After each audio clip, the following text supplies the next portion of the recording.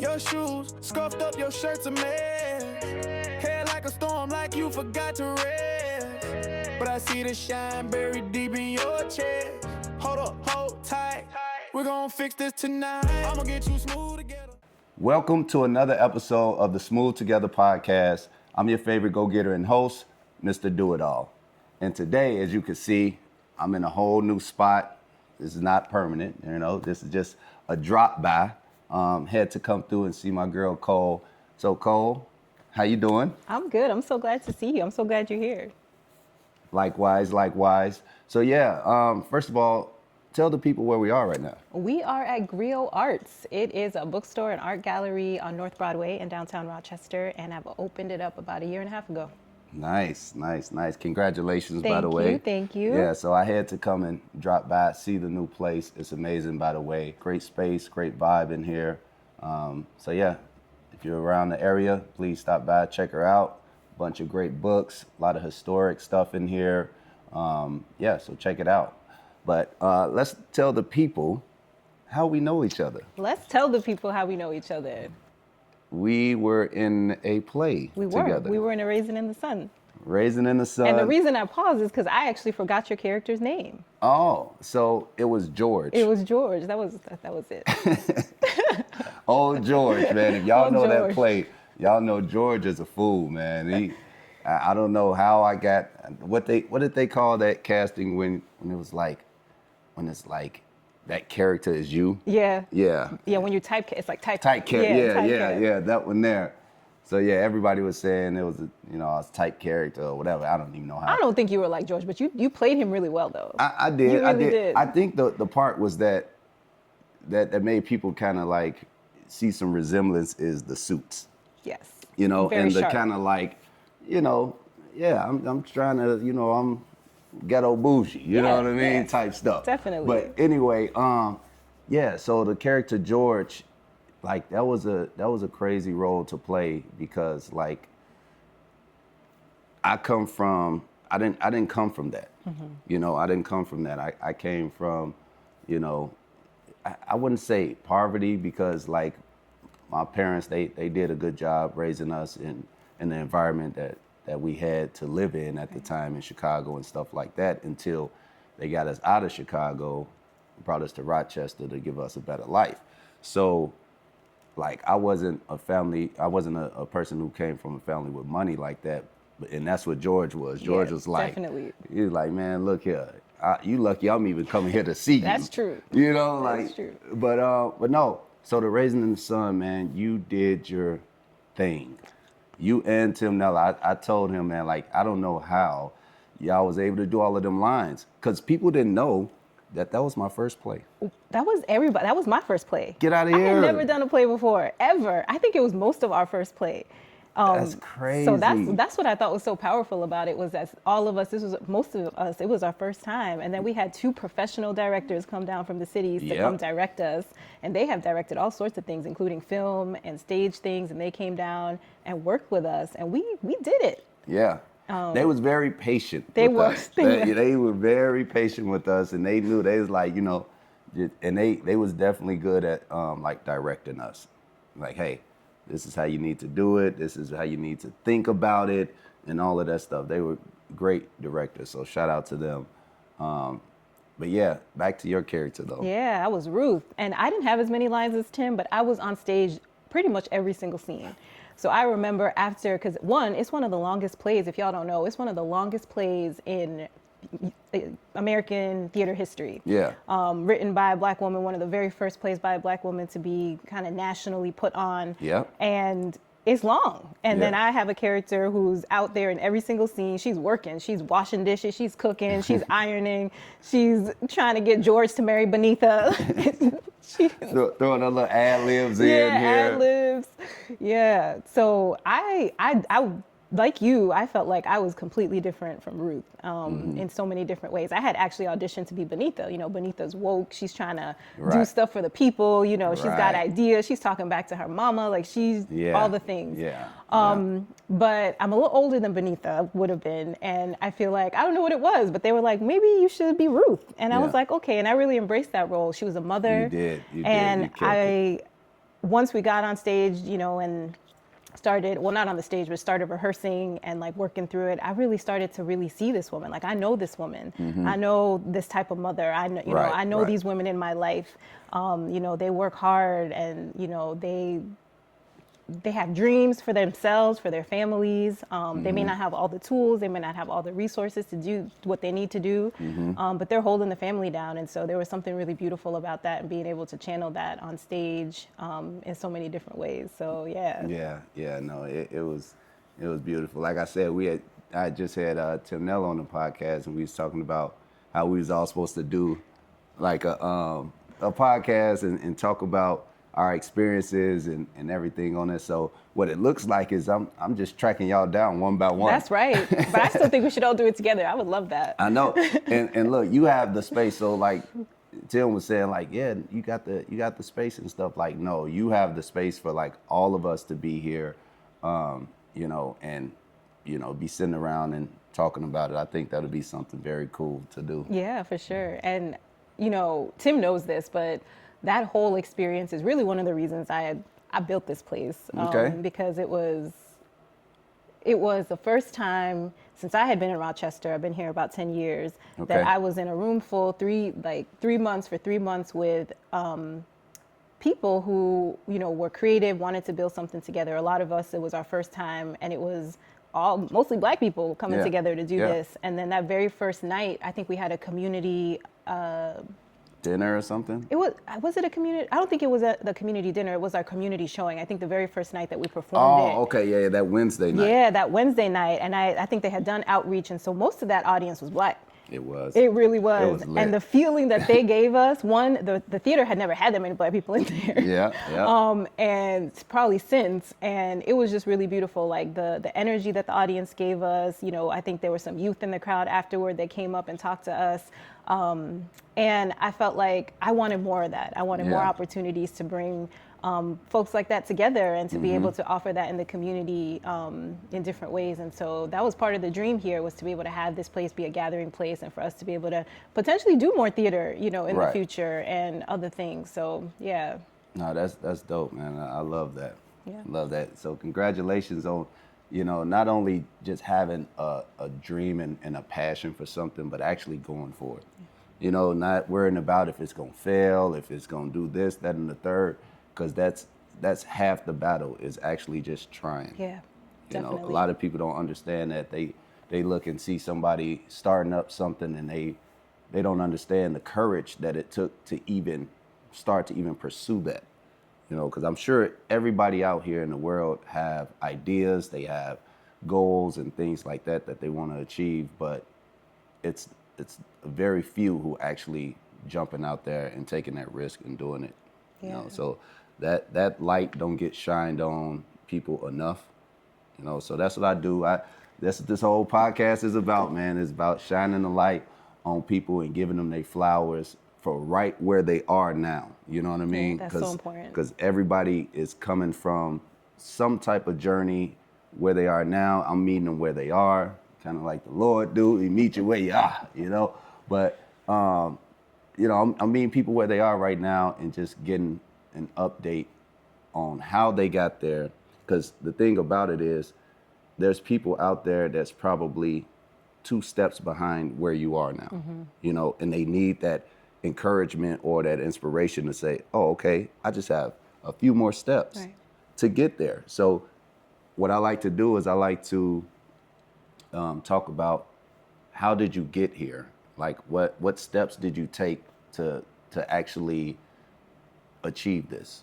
Yeah, I mean, I think that's a great question. And as you were saying that, you know, there's people that's two steps behind. I think even me, I'm 2 steps behind where, you know, where that's what I mean. I'm meeting you where you are right now. Exactly. You know, so I'm sure there's other levels to, you know, your success and what you want to reach. But right now where you are, there's people that's not here. Right. You know, so that's what I want to do. I want to use this platform to encourage people that's trying to go for something, to show them like, hey, it's not going to be easy, but if you actually do X, Y, Z, you know, you can get there. Yeah, I mean, you said it already, this idea of just going out there and trying. Like, I had a lot of ideas about what could be done, how I wanted it, even when I finally got this space, like what I wanted it to look like, and then being able to not be tied to this idea of it being perfect. One, Yep.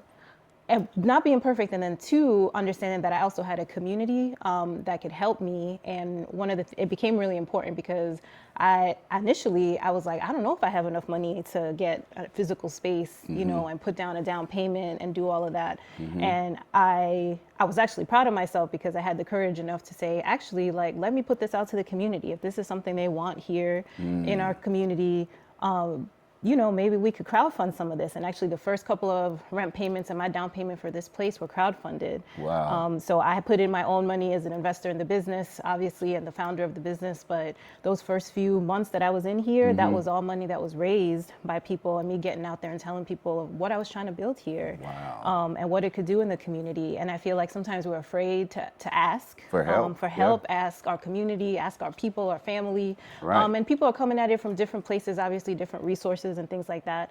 But I think sometimes we go towards our dreams with like a solo mindset, and not thinking about actually, you know, I actually may have, and I do have these resources around me, and it might not always be financial, right? Right. You know, and then I had people that couldn't give me money, but I called them dream keepers. They were people that were always checking in on me, Right. and being like, I'm keeping this dream alive for you, and I'm telling everybody, I'm posting this, I'm getting the word out that you're trying to do this and build this. Exactly. And that's so important as well. People that are going to be able to champion you, that are going to be able to speak your name in rooms where you can then continue to sustain the work that you're doing. So Exactly. yeah, that was, you know, for me, those two things are really important, especially because one, I am a perfectionist, like I really am.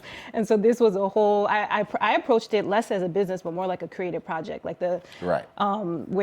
because that allowed me to say, okay, it doesn't have to, you know, it can change, you know, it could look different, you know, it's not necessarily about the product, but the process of putting all of this together. And that helped me a little bit more and wrap my head around being a first time business owner and a founder of something for the very first time, just helped me think about it a little bit differently. And then that second piece about, you know, asking my people, asking community, and not being afraid to ask for help. Because none of us do any of this alone. Correct. Ever. So, Correct. Yeah. Man, that's deep, man. I hope you guys caught that because, like I said, courage. You have to have the courage for one, try, and then once you reach that point where you like, okay, I know I have something special here. I might not have all the funds, all the resources, and all of that. Now it's time for you to have the courage to go out there and find those funds, find those resources to help bring your dream, you know, alive. So. Yeah, again, shout out to you for that, you know, and hopefully, like I said, people can hear that wherever they are right now in their journey, in their business, in their ideas, whatever it is. Hopefully you took something from that and that can help you, you know, accomplish your goal. Because that's the end goal, is to actually see stuff through. Right. You know, it's a lot of people, like I said, myself included. I have so many things going on, and my biggest thing is whatever you do, just see it through. You know, it might not pan out how you want it to or whatever it is, but as long as you know that you saw it through, you gave your all, and let the results kind of fall where they lay, you know? So that's what I do as far as all the endeavors that I got going on. Yeah, if you don't see it through, you're not going to know. You're never going to know if you could have done it. You could have done it differently. And so being able to walk it through and see it to the end. And like you said, you know, and not everything's going to work. You know, failure is part of the process. Definitely. And I think, yeah, again, we get really afraid of that part of the failing. But, you know, we know from all sorts, you know, whether it's creative things, whether it's sports, I mean, the failure is part of it. Definitely. Failure can be fuel, and it's really important to allow it to be part of the process. I wanted to dive into what I have going on here for a second, and that's my movie. Yes, I was so excited to hear about that. Yes. So the movie that I'm actually going to start shooting this this next month, actually. Wow. Yeah, I know. So it's a short film.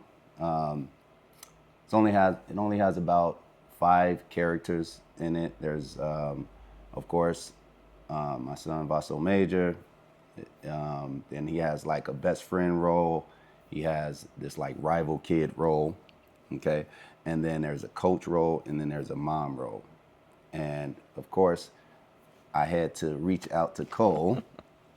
You know, along with, you know, putting some auditions out there and stuff. But I reached out to you, had you audition for it. And I wanted to tell you on the podcast that you got the role. Stop playing. Yeah, yeah. No. Yes. I know. Yes, yes. I want to tell you Well- on here. I wanted to wait and tell you that you got the role.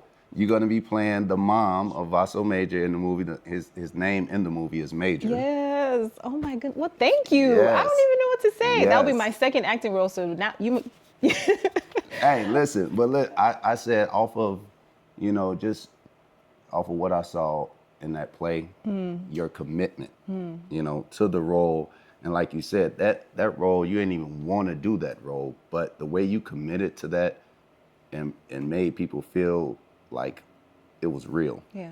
you know, and that's what I took from. I'm like, man, like she know how to actually dive into the role and make it believable. And that's what you have to do in movies. Like you have to make people not realize that they're watching a movie, Yeah. you know? So congratulations. Thank you. I'm Yes. so honored. I don't even know what to say. I Yes, was not yes. ready for that. I know you wasn't. I was know not. you wasn't. I was not ready at all. Little bombshell real quick. I know. But speaking of typecast, this is another mom, and I love that. I mean, I am a mom, so it's Yeah. just I love that. I love being able to do that. And I actually was just watching something where they were saying that.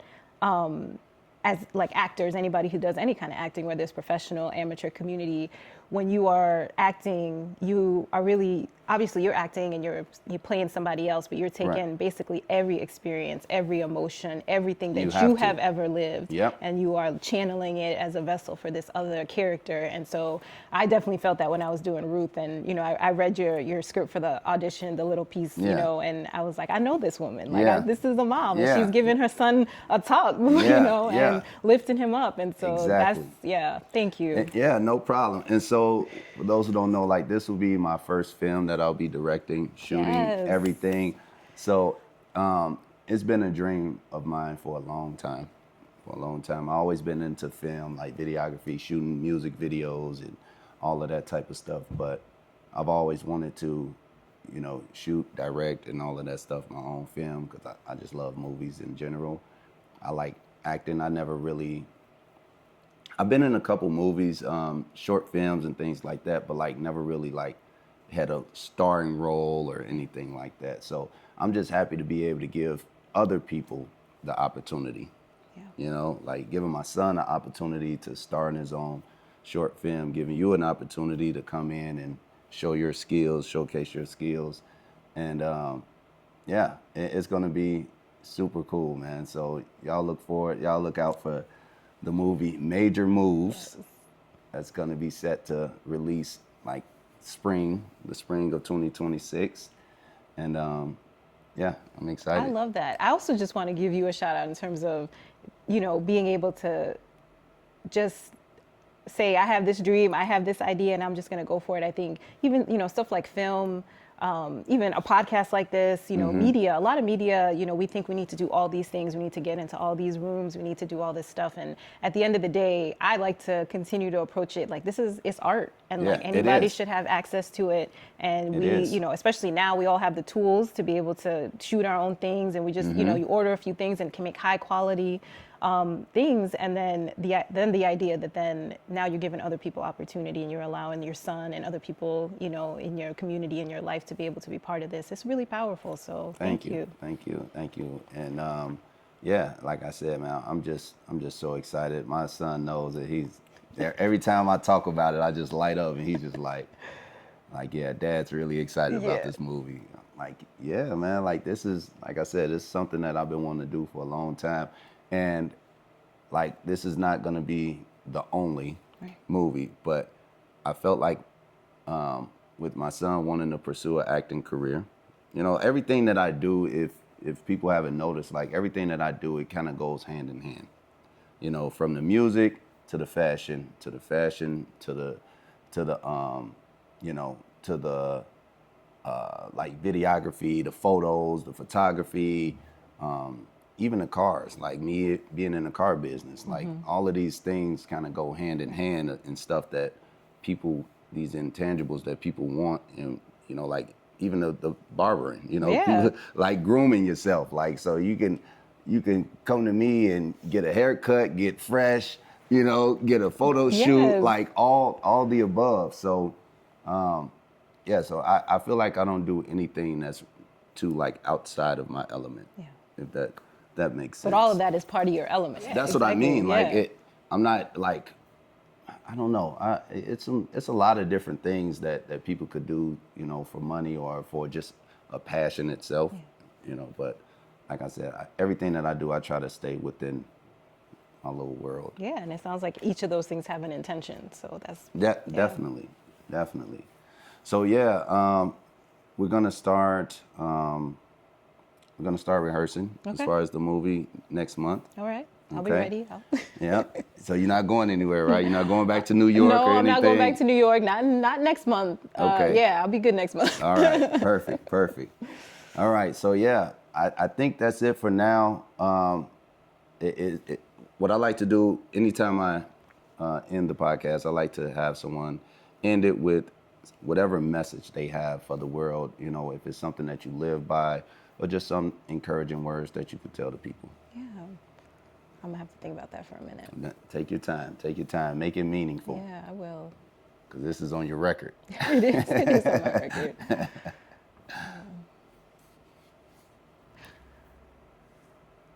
I'm a firm believer in the fact that each of us has a dream inside our heart. Many of us have many dreams inside our heart, but you know, it could be that one dream inside our hearts.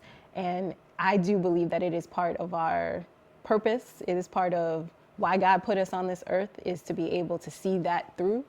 And like I had said before, I think so much of that isn't something that happens alone. And so you get to cultivate that dream inside of yourself, and then you get to call people in to keep that dream with you and be able to help you see it through. And I think that's what happens. I mean, that's worked in my own life, but I think it's something that I didn't really know until I started to really believe in it and really start walking it out when I was thinking about my own dreams and the things I wanted to see happen. And a lot of my dreams, they were for me, obviously, but they were also for community. And so they had to have that element where I was calling people in to do that. And so I think everybody has that, and it's important to be able to do that for yourself and for the world, for your people. So I love that. yeah, thank you. And you know what it is. Whatever you do, make sure you get them smooth together. That's it for this episode. Thank you so much for watching. Cole, thank you so much for Thank having you. me in this beautiful space right here. Like I said, if you guys are around, come see her. Can you give them the name again, location, all of that before we head out? Yes, this is GRIOT Arts. It's an art gallery and bookstore on 115 North Broadway Avenue, right here in downtown Rochester. Love it. All right. Thank you guys again. See you next time. Your shoes scuffed up, your shirt's a mess. Hair like a storm, like you forgot to rest. But I see the shine buried deep in your chest. Hold up, hold tight. We're gonna fix this tonight. I'ma get you smooth again.